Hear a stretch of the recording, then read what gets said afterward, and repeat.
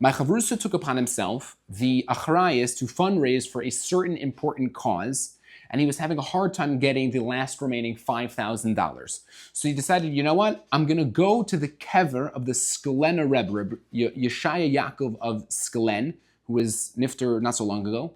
And he lived in Borough Park, and he was a big tzaddik and a big miracle worker, and people from all over the world would go to him for Yeshuas.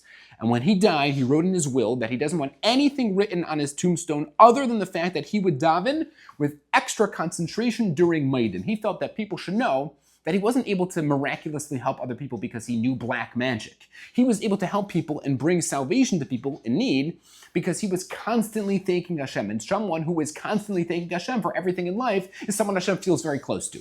So my chavrusa drove to his kever and davened there, and was inspired by what was written on his tombstone. And he was makabel on himself to thank Hashem more often.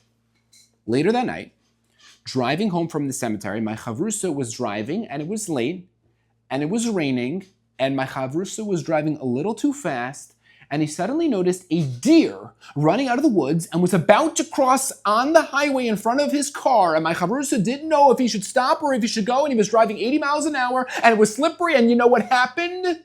The deer stopped right by the edge of the highway and didn't jump in front of my chavrusa's car. And my chavrusa drove right past the deer and made it safely all the way home. And later that evening, my chavrusa, who's normally a reserves kind of guy, after Mariv, he made a klop on the bima and said, Rabbi Isai, I just wanted to tell you that I was at the kever of the Skelener Rebbe, and he was very into having hakaras hatayv to Hashem, and I just wanted to publicly thank Hashem for saving me from a deer that didn't jump in front of my car. And that was that.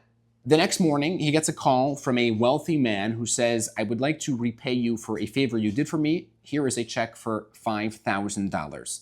The exact amount of money my chavrusa was collecting. You hear that? My chavrusa is not a makubal. He's not a speaker who has crazy stories at a suspiciously often rate. My chavrusa is a regular guy with 3 kids who learns in BMG, who shops at Gourmet Glatt. But he thanked Hashem, so Hashem gave him even more reasons to thank him.